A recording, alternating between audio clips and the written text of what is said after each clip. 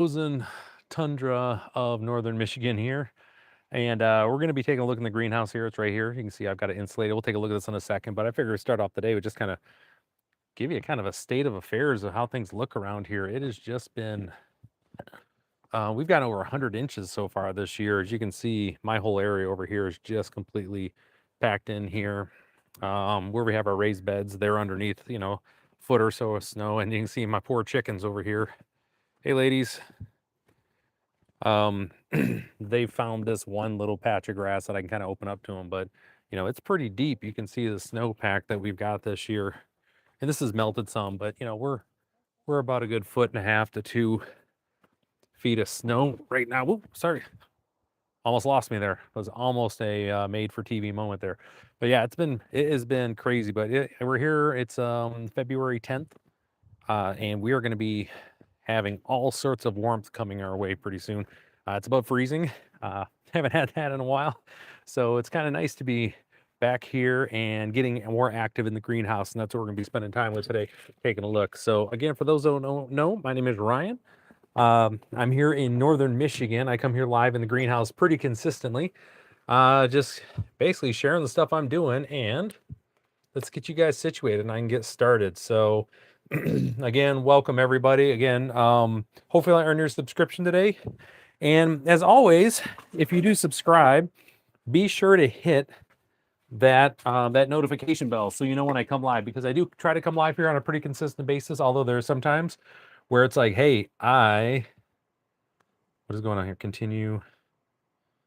Sorry. That's not the track. Yes.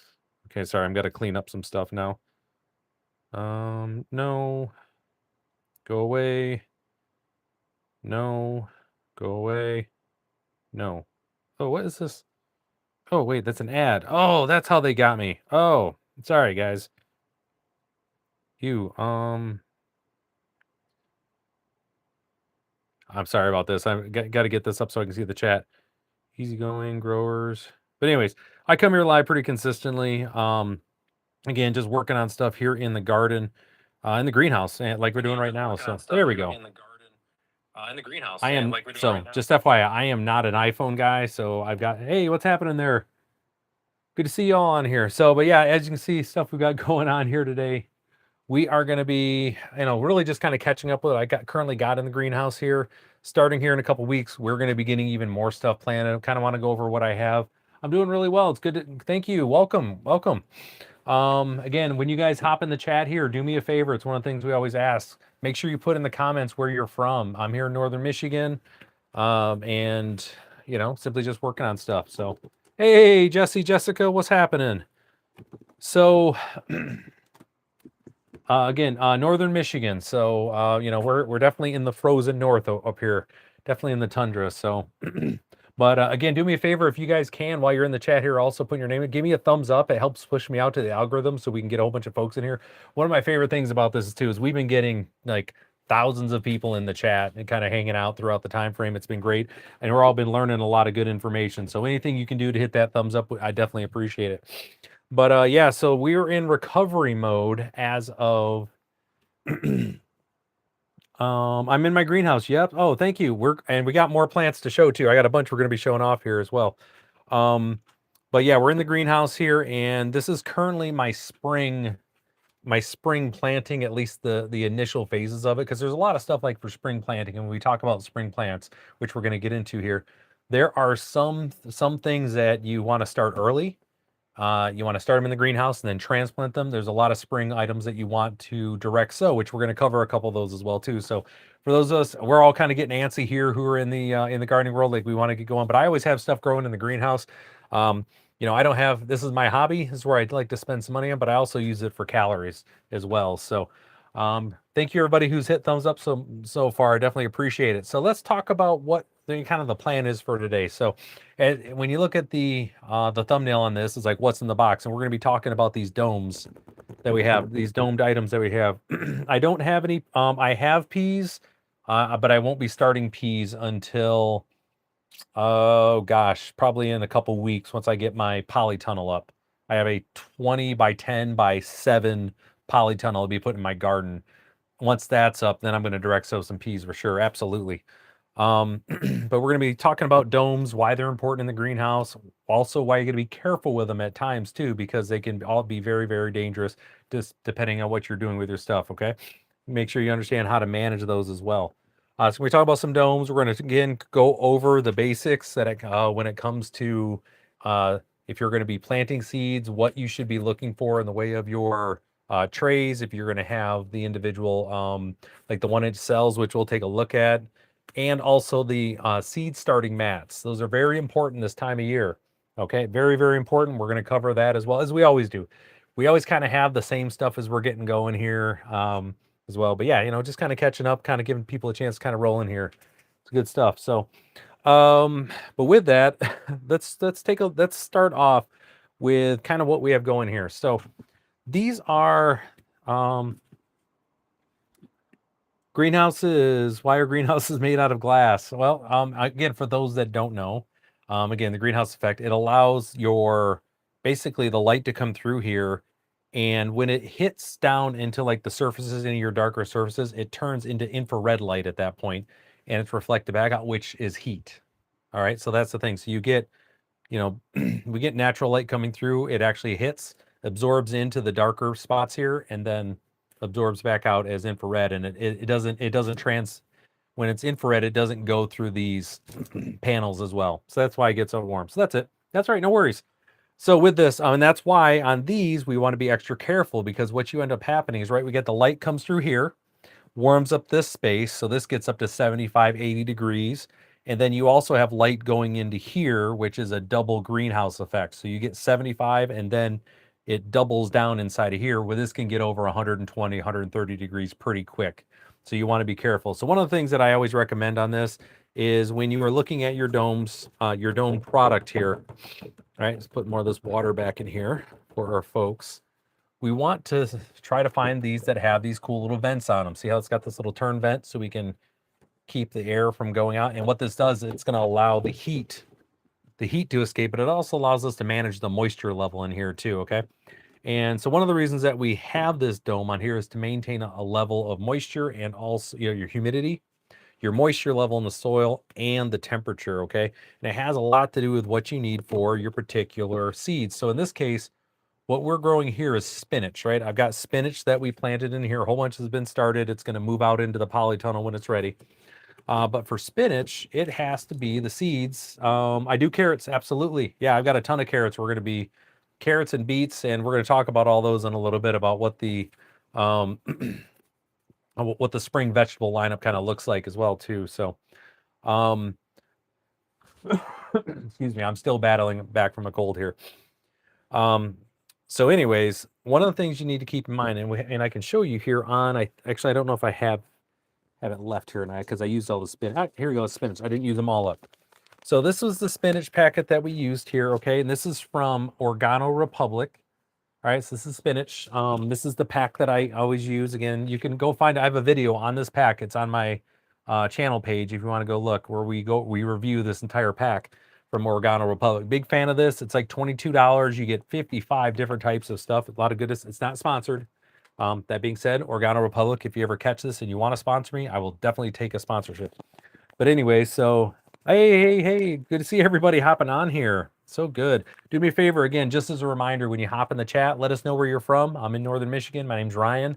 It's good to have you on here. Hopefully I'll earn your subscription. And again, if you can, just hit that thumbs up button. It pushes me out to more folks. But on the back of your seed packets, it's gonna tell you, like, this has a little chart just right about here. It's kind of hard to see. It's going to tell you the germination temperature that the seeds need to be at. And typically most seeds need to be over, excuse me, they need to be over 70 degrees in order to germinate. Spinach is one of those, right? They need to be warm. So what ends up happening is we're going to take these and we're going to place the spinach, this pack right here, and we're going to put it, extra soil here, on one of these. This is a warming mat. You can see it's kind of dirty here because, we actually do grow stuff on the channel here. It isn't just for show.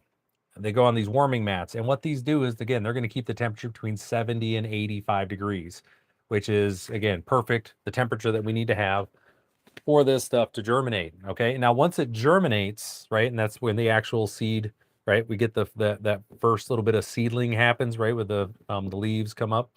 Once they germinate, and then we get to the first set of natural leaves, because you'll see when plants grow first, right, they do the little seed, the leaves that just come out of the seed, and then you get that first set of natural leaves. That's when you can take them off the heating mat. They don't need to be on after that. Okay. But it's just for germination. But what's really great about this too is that, you can always tell when these things are working, because I mean, right now, right, we're definitely maintaining temperature in here. We got the water's doing its thing. So thank you very much for the like on there. Thank you so much. Okay. But we got more stuff going here. And what I've got in all of these right now are my brassicas. Okay. Brassicas. In this case, this is broccoli. I've got over here. These were, sorry, this was Brussels sprouts. Excuse me. This one is broccoli. Okay.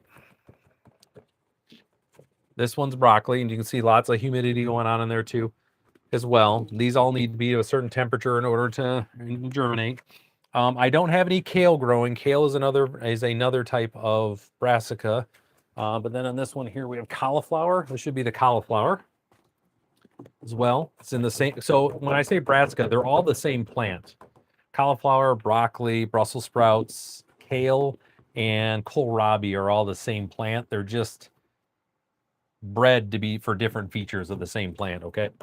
So again, cauliflower, it's got its own thing here. So they're all living their best lives here. And this is so they can get started. So when I have my polytunnel up, I can transplant them directly out there and they can live their best life in a nice protected environment. So, but with that, kale would be the other one. And I have kale growing already. We got our kale living its best life right here. Okay. So we love that. It's doing its thing. Now, what's the thing to keep in mind here also, folks, I'll bring all these over so we can talk about the different things that we have going. When it comes to your plants that you have this time of year, right? Spring is fraught with danger. Like there's a lot of danger going on with it, specifically because of the temperature swings, right? Because we're going to be up in the 40s, and most of the time in the evenings, it's going to be down to, 30, 28, 29, something like that. And then every now and again, the cloud deck will just disappear, and we're going to have a hard frost that just shows up and will completely ruin whatever we have if you're not ready. And that's why you want to make sure the stuff that you're growing, especially this time of year, is pretty frost tolerant, and it's going to be able to manage things for you. Okay. And with this, your lettuces, spinach, like in this case, this is Swiss chard that we have growing here, right? We got some goodness there. They do really well in the cold. Like this entire flat here, and I'm going to show you the other one. All of this froze. We had an incident with our power the other day, and I was sick. I couldn't get out here. I didn't notice that our power had kind of had gone out here, so the lights were off and the heater cut out on me. So by the time I got out here, most of all this stuff was crunchy, like it was frozen. Okay, and that's the thing. These are designed though to be able to take a few freezes and not really have any issues. Last year I had, starting in March, middle March, I started putting my lettuces, brassicas and things. They were outside. Didn't even have them covered. Only time when it really was going to drop below 25 did I come out and put anything on top of them. They did just fine.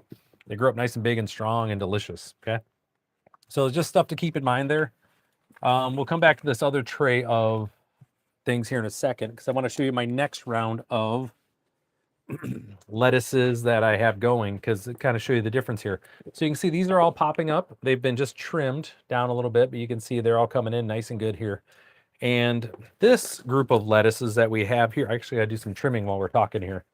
I've got to thin these out a little bit, because I've got some that are a bit too many of the plants growing in one spot. So we're gonna trim this down some. So these varieties here that I have, these romaine style lettuces that I have growing here, they do not, they will not germinate if the temperature is over 68 degrees. So like for this right here, all I did was I planted these I put a dome on top of it and I stuck it just in the corner over here just to let it go, because the greenhouse stays around 42 degrees. It warms up during the day, but it stays around 42 degrees this time of year, which is perfect for all of these to germinate. Now they're all coming up big and strong and looking pretty good. So lots of goodness here. So the thing we want to keep in mind here is that when just understanding what you're planting and how what it takes to germinate, but then also once it gets to this point, we're going to be keeping track of, okay, when are we going to be ready to transplant these into their next larger containers, right? Because the big thing here is we're starting them here so that we can really manage and take care of their growth. But on the flip side of that is like, okay, what does the process look for then to transfer these, right? And that's another thing where a lot of people have to deal with as well, because we, one of the questions that I get, and I get it quite a bit on the stream, is, okay, Ryan, so you're starting your lettuces over here, and then you're transplanting over into this. Why don't you just start them in this? And the big reason is this is an awful lot of soil for something you're not sure it's going to germinate, but also it just takes a lot of water and space to get them to this point. When it's easier, you can get even a larger number, have them all cramped in here to do their thing, and then you can transfer them over. And like, that's the idea, because you want to step up, because not all of these, you can see not every one of these cells had something that germinated. Okay, so this would have been a waste of one of those big pots. That makes sense? So that's why I always want to start with these things. And these are great. You can get these. They come like this, and they even have, if you haven't seen these before, they have them at the big, the box stores, but they come with their own cover, just like this. All right, and make sure we got the right types that we have here. So what we have going on here is, for the different types, just so you'll know, we have, this isn't that mix, is it? It's this one. Here we go. All right, so in order, no kumquat. We don't do those up here. They don't do well in my area. So what we have in the basically in sections from, I cut this into thirds, is 72. I cut it into thirds, so whatever that works out to, 4 times 6, 24, I guess. We got this red Cimarron, right? So this is your red, these leaves. Now, it's one thing to keep in mind, these do really well. Whenever time they have any sort of color in them like this, they're going to do really well in the cold. Like, it's just one of those things. If they're red like this, they're going to do well in the cold. So we're just going to kind of let them do their thing. In the center here, we have Butter Crunch, which is this, again, butter lettuce that's on here. It's really, really good in salads and sandwiches, one of my favorites. And then on the far side here, we have, it's a, it's not really in this, it's not in the same family as the other lettuces here. It's different. It's a sativa, which is arugula, right? We love arugula. It's delicious in salads. We love it. So that's going to be growing in this stuff over here, just so that you're aware. Again, sorry about that, man. But you can see, and I'll show you, like, this is these are the arugula that are closest to you right there. You can see how well they popped up, but they look markedly different than any other lettuces that are going to be growing. No, you're fine. Listen, don't worry about it. I grew up in the age of, I've been on the internet since like its first incarnations. And if we don't have people doing some silly stuff, having fun, I don't want anything. I don't want to be on the internet anymore. No, have fun. No worries. All right, so let me go through and again, trim some of these off here as well. I just want to kind of cut down on the ones that we have here, so we give the best opportunity for the strongest ones to make it. And we'll do this we'll be thinning this out a couple times over the course of, as it's getting bigger. Like, that's one of as these grow. Because what'll end up happening is, like, this will fill in. And then you're going to have some ones that are the late germinators. They're going to come up later. So we're just going to kind of clean them out as they come along. So again, welcome everybody. My name's Ryan. Good to have you on here. I'm in Northern Michigan in my greenhouse. We're just doing some basic maintenance on some of our stuff. We're going to talk about what I have currently growing, just kind of keep track of that, and just checking in with everybody. So it's good to have on here. So with that, if you hop in the chat, let us know where you're from. Again, like I said, I'm in Michigan. It is currently, I think, 33 degrees outside, and I couldn't be happier. It has been a long time coming to get above freezing. It has been a brutal winter. Brutal winter this year. By brutal, I mean a normal Michigan winter, which we haven't had in quite some time. Quite some time. This is the winters that I grew up with here. We're over 100 inches of snow this year. It's been pretty sizable. So, we are gonna transplant a couple of my basil plants. They're not doing too well. I didn't think they were going to, but I always like to start them at different times just to see how they're doing, you know. All right, so other stuff we have going on here. This is more of our lettuces that we had. You can see I've got some onions. So I did some practice transplants on these. I wanted to see how well they would do. And you can see the onions look pretty good. They're coming along nice and strong here. I don't see a lot of, we don't have many roots coming down here yet. So they're still getting established for the most part. Oh, I got a couple there. You can see we got some roots coming on the bottom. So this guy's getting going down here. So they're definitely stretching out, which is going to be great for them. Kind of give them a nice healthy base. And then we got some more. It's raining, shocking. How many days above freezing before you take plants outdoors? So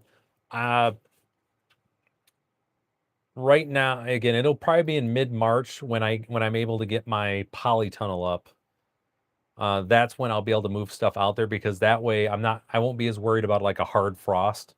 So I can get stuff started, and once I have it in place, and then if I'm gonna have like a really cold night, I have a heater, runs off of alcohol. I can just light it and just put it out there, and that'll keep the temperature in. It'll keep it basically above freezing, because that's really all you're looking for. Then the tunnel will warm up throughout the day. So yeah, UK and it's raining. I know. My wife and I watch a couple British folks on YouTube, and it's always the same crummy. They're always talking about the crummy weather going on, and so yeah, I feel for y'all over there. But so we're in Michigan where I'm at.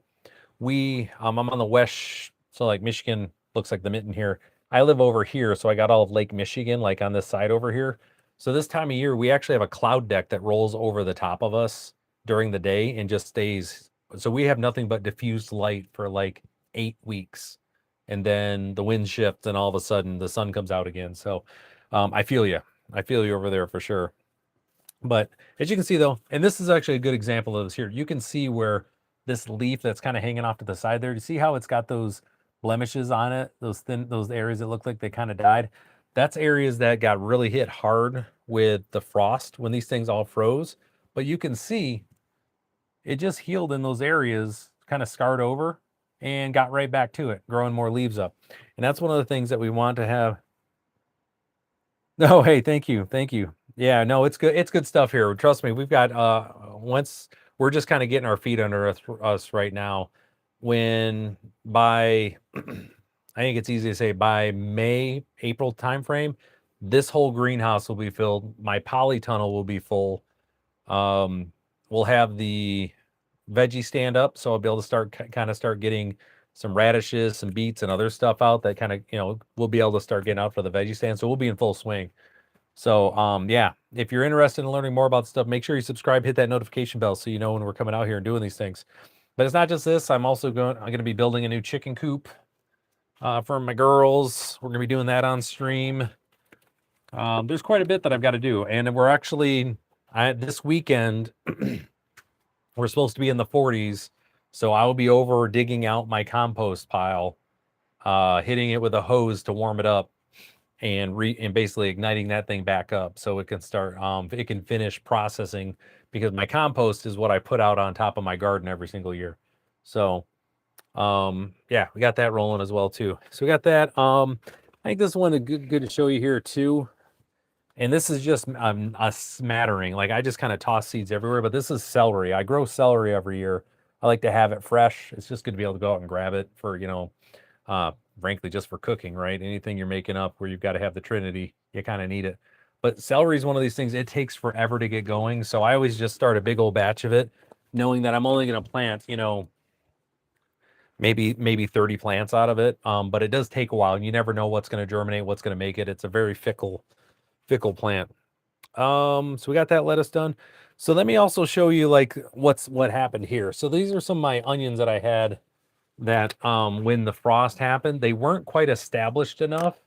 They were partially established, and you can see where like the tips froze. I don't know if you guys can really make that out, kind of how everybody looks a little bit kind of wonky, right? So I had to replant all of these in here. And this is fine, by the way, when you're doing your onions. Load them up in here because they're going to get transplanted out into the garden.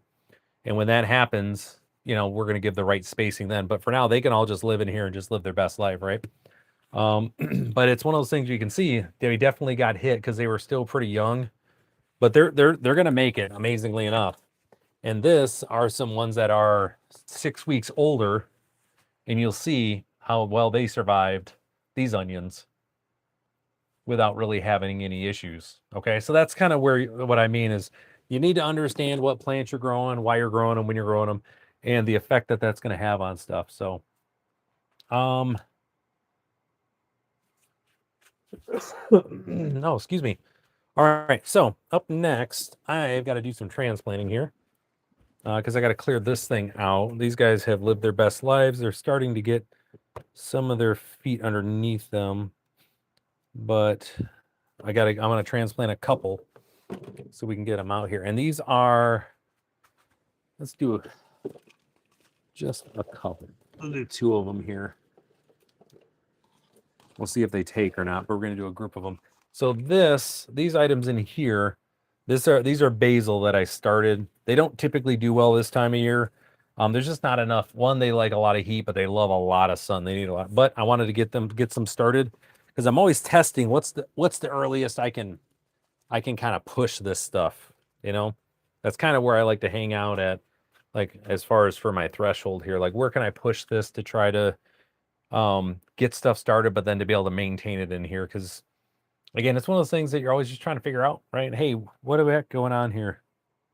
Oh, hey, what's up, KK? Of course, the quality is amazing. I took after you. So it's my kid. She hopped in the chat. But so anyways, we're going to get a big chunk of this and just try to transplant this over and see how this does once we move this over. Now, this is my seed starting mix that I have. Which is a mixture of potting soil and basically cocoa core, which is your coconut husk that's been dried and ground into a fine powder. So you can just see this guy, my little itty bitty basil. Look at that little guy in there, living his best life. We're gonna get this guy in here and kind of let him go nuts for a little bit. Actually. I'm gonna move this guy over here. Which one of these do we not? I don't need this lettuce in here. There we go. This lettuce can come over here. It'll be just fine. Same thing with this one. We're gonna get our basils in here, living their best lives. Okay.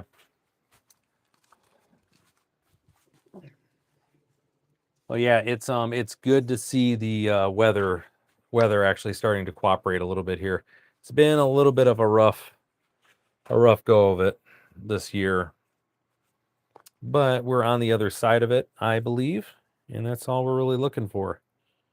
So let's do which one of these? Let's do this guy here. Here we go. There we go. And again, the goal here is simply just to get these in here and get them rolling. Again, this is our little itty bitty guy, a little bit early to be transplanting, but they are struggling right now mightily in here. So I just kind of want to get them out of there and salvage what I can out of this potting soil because this basil did not do well. But that happens, again, all part of the testing process to see what I can and get away with. So any snow? No, actually it's been melting. Amazingly enough, like I'm very thankful for that. So it's been no snow today. It's been, if anything, we might have might have rain. It's definitely been cooling or been warming up. I would imagine if I was a betting man, and I think I am, I would say that most of our snow should be gone by the end of the weekend, because we're supposed to be up in the 40s pretty consistently for the next little bit. So fingers crossed, right? Fingers crossed. So I also want to show you guys, talk about the different cycles too that we come through when you are dealing with your, where's it at here? With your plants, because one of the things that people get confused about, And it happens. Is that this one? Make sure I got the right one here. Yeah, that's this guy. Is the different levels of where your plants are at when they're growing, okay? Because you've got to treat them differently here. So one of the things that when you start off with your plants, the different cycles, you have your seed, the growth phase that they're in, right? So you have your seed phase, right, which are all familiar, just the seeds. And then you have where it, again, where it germinates, right? And that's where you get the plant pops up like this, right? And this is Swiss chard. Okay, I've got more Swiss chard growing. I love Swiss chard. Just love this stuff. It's so good. But right now, this is germinated and it's moved into its seedling phase, right? This is where you see where it's got the leaves are out, it's kind of grown a little bit, and it's a little bit more stable, right? Then you're going to be getting into the the area where it gets its first true leaves growing, and then it gets into the basically it's again the veg state, the vegetative state, which is going to be your adolescent version of the plant until it decides to bolt, which we'll get into. So you go from seed to germination to seedling, then you get to veg, which is where you start seeing this growth happen. And then that's the what we would say is the prepubescent stage of the plant. So when it comes to certain plants like this, your lettuces, things like this, they do something called, and you'll see with onions, it's called bolting, bolting. It'll bolt, which is when it goes through puberty, and all of a sudden you will see lettuce that is about this. We eat the immature versions of lettuce that we have in the grocery store. All right, so it's just sitting there, what we're used to, those heads of lettuce. When it gets overheated, when it gets too hot, it bolts and it'll shoot up. And like lettuce, this type of stuff that I typically grow, the butter lettuces, your black seeded Simpson, not necessarily even when it comes to your mesclun and other ones, when they bolt, they shoot up in height much larger. And you'll see a lot of wild lettuce that just kind of grows on the side of the road.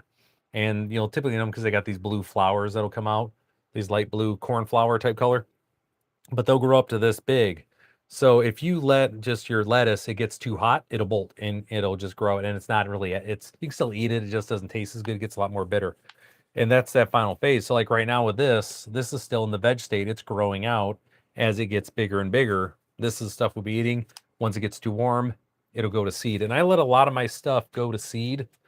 A lot of my lettuces, specifically because I like to have them flower so that they're out there flowering for my pollinators, right? Because I've got the lettuce, it's already growing, it's there. If I let it go to seed or go to flower, now I've got a nice little, basically a buffet set up for the pollinators, get all the bees in here because I want them for my other plants, my summertime stuff, right? So earlier we were talking about the springtime stuff. All right, now springtime is its own season for a very reason, and it's something that I always want to make sure we're taking advantage of here on the property. It's super important, right? And I'm just going to break out some of the things that I will be growing that are in the springtime selection. I already have some of this going from other seeds that I had, other seed packs. No, I'm not growing that. I've got a guy for that though, so we trade. I do. I have somebody for that, but we trade. And plus I have a dispensary just down the road if I need anything. Yeah. So I get that question every single stream, and it's always the same answer. I got a guy for that.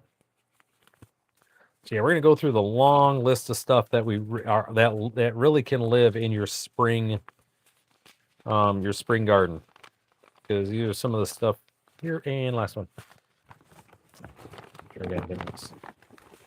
Oh, there we go. Got some of these because these are definitely gonna be in there. Beets for sure. These are probably Detroit dark reds. Yep. Leeks and kale. All right. And I think you're gonna notice here really quick, there's a lot of stuff that can make it into your spring garden. It just depends on where you're at in your planning that you're gonna have here. So your root vegetables for sure are things that you can absolutely sow as soon as you can work the ground and you're not too worried about a hard frost. You can get those started. So things like that are going to be your beets, right? These are Detroit dark reds. These are the ones that everyone's kind of familiar with here. These ones are, matter of fact, if I read here, it's a great question. let's read what they have here on the Organo Republic. These are heirloom seeds. They're non-GMO. They're made in the USA, and germination rate. So there's no organic label with these, but you know, they're really delicious. So beets are one of the things that you can absolutely have, and I'm going to be growing a metric ton of these. I've got like close to 1,200 seeds for beets that I have. I ordered a completely separate set for those. So I want to grow a bunch this year. Other things you're going to be looking at too are going to be radishes and your different types of radishes as well. So we grow radishes. And what's nice about radishes, right? They grow quick. So from the moment that it's like on the back here, so it's 25 days to harvest. 25 days from harvest is basically 25 days from when the first real leaves show up, not when you plant them. Okay, so it's really closer to like 45 days for radishes. But still, they grow really quick. Really quick. I love them. But also the thing with radishes that a lot of people don't do is you want to harvest quite a few of them, but you also want to let some of them go to seed, let them flower, and then what they end up with is they end up growing pods on the end where the seeds are at. They look kind of like little okra pods, but they have a really light and delicious radish flavor. So if you don't necessarily like radishes, I bet you will really like radish pods because they don't have as much of that horseradish, you know, that sulfury thing that you have there. So, and I grow the pods particularly every year just to make sure I have something for those. So let me see if I got some other, show you also the different radishes that I'll be growing because there's a couple different varieties that I grow. Okay, so we're gonna do these two. So we've got this here, right? This is your Cherry Bell. We're all familiar with those, right? In the supermarket. And they also have, oops, these other ones which are Red Arrow, very similar, same texture, flavor profile, and everything, except they're a bit larger. Okay, which are really good. Okay, so we'll definitely be growing some radishes. And again, these are all spring vegetables. Again, for those that haven't been here for, my name's Ryan. Welcome. We're here in my greenhouse in northern Michigan. Again, I come here live pretty consistently, just sharing information here in the garden as I'm actually in here working on stuff, coming here live. And especially once we get out in the garden, you guys will see me out there, you know, almost every day. We'll be going live.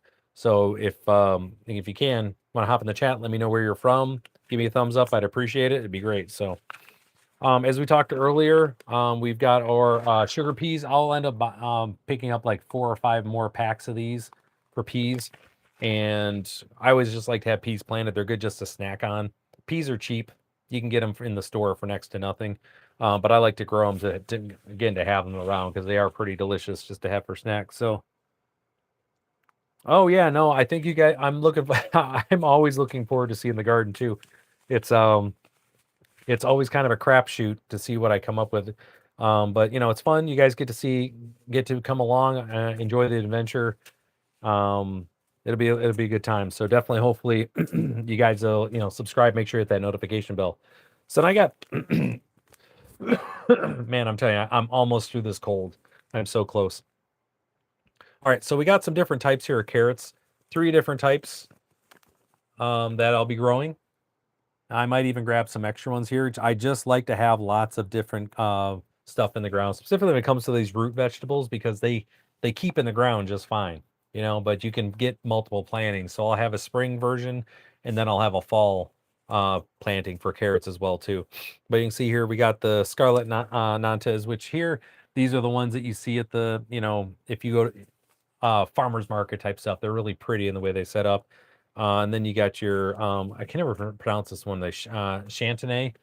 These are just short little stubby dudes, but they're really delicious. Lots of sugar in them. And then we also have, again, this is grocery store carrots right here. Just decent, the big boys. The big boys. So one of the things that I don't grow the colorful carrots. I can, and I have seen them around. One of my favorite things, so yeah, with that, absolutely. So one of my favorite things to do when I have, why I like carrots, why I like the root vegetables, is because they pair really well with the rest of our spring stuff, right? So we've got, like for instance, let's say we've got some carrots growing, right? We got our carrots; those are going to be delicious.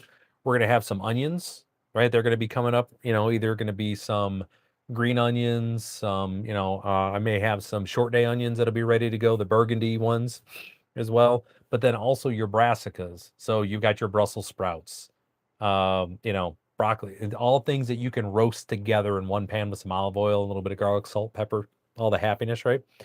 And those things, they just all pair really well together. Okay. And that's what I like about them as well this time of year.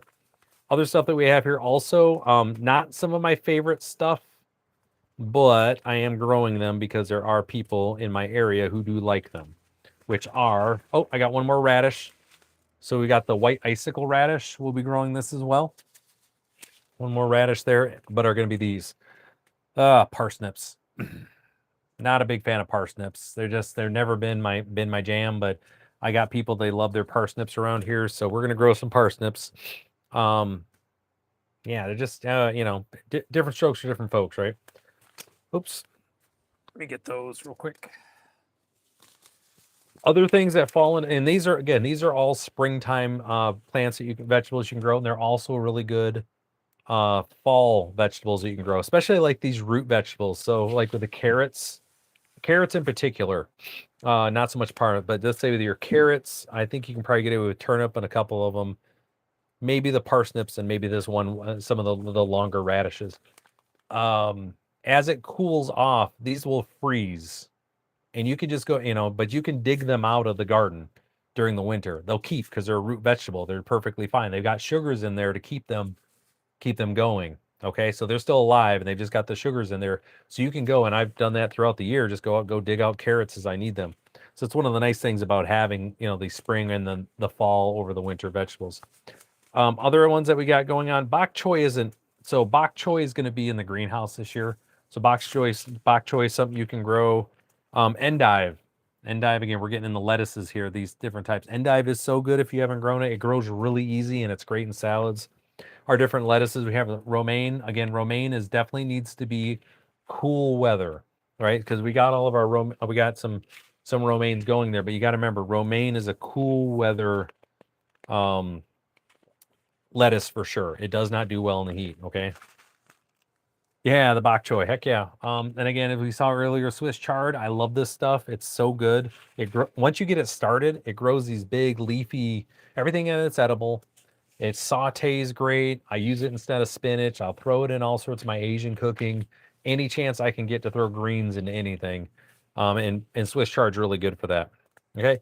We got our spring rapini, the broccoli rabe, right? You've seen this before. It's just got the cool little spirals in it that goes on there. Additionally, other stuff that's going to be in your springtime stuff, right? You can see we're still going here. It's going to be our turnips. All right. Turnips are just one of those plants, one of these things that are really great. They hold up well, they store well. So there's a lot of goodness with that. We got some other lettuce. Okay, iceberg lettuce. This stuff here, I'm not growing this. It's here. If you want to grow iceberg, you can. It's and it's crunch water. You can just get it from if you need iceberg lettuce, I would just recommend get it from the store. It's really hard to keep it clean. It's one of those because of the ball, right? You get all sorts of grossness up in there. Most of the lettuce that we get is hydroponic for all the reasons. So just that one in particular, try to avoid this. What brand of soil do I use for these? So what I use is I just get potting mix here, like this, the Miracle-Gro stuff, but then I cut it with, I have this Coco Core. It's a 60-40 mix, and this is crushed dried coconut husk, and it ends up being shipped to you in these blocks that you add water to, and it breaks down. So that's kind of what my mix looks like. What I had, but you want to get seed startings. If you're gonna just go to the big box store and get anything, you want to get seed starting mix, okay? Because it's just the way that the mix is. It's better designed, be able to help you there. Okay. Additionally, so this is another brassica. This is one a lot of folks aren't familiar with. It's kohlrabi. Okay. So again, this is the same plant as broccoli, the same plant as cauliflower, same as Brussels sprouts, and the same as kale. It's just been again, for the root ball that's down there. Okay. You can get off of Amazon. Yeah. You can just seed starting mix. You can grab it. They'll ship it. I've done that actually a couple times when I haven't been able to get to the store. And then other stuff are going to be your scallion onions here as well too, which are always good. Chives or something. Once you plant those, just understand with chives, what I always recommend is put those in like a, make sure you have them just in one corner of your little herb garden and kind of block it off. They're a perennial. Chives come back every year. So you only got to plant those once. Additionally, leeks, if you want to plant these, you can. Leeks grow wild around here, so I can just go grab these.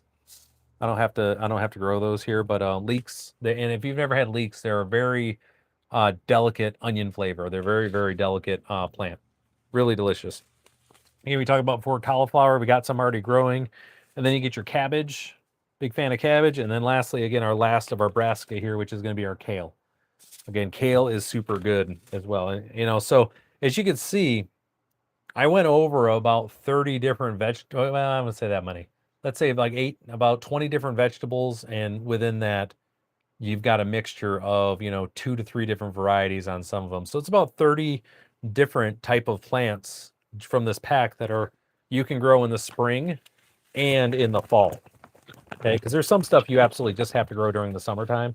Tomatoes, cucumbers, your squashes, things like that. They need that heat in order to do their thing. Your zucchinis, but yeah. So that's what we're looking at here, folks. Looking pretty good. So, all right. Well, listen, I am done for today. I did everything in here I needed to do. I just wanted to come in real quick, stop in, check with everybody. Again, Tuesdays and Thursdays, I'm here live. Saturdays and Sundays as well. Tuesdays and Thursdays in the afternoon or the early evening, and then Saturday and Sundays typically late morning, around noontime or so. We'll be out here doing some work. And once we get out into the garden and I can actually start out working as far as, because I've still got to rebuild my tomato trellises. I said we've got to get our polytunnel up, and then I'm going to start on the new chicken coop and run. We're going to have lots to do here on the channel. So again, hopefully I earn your subscription. Appreciate everybody who hit the thumbs up. It's been good to see everybody. Take care, and I'll see you guys next time.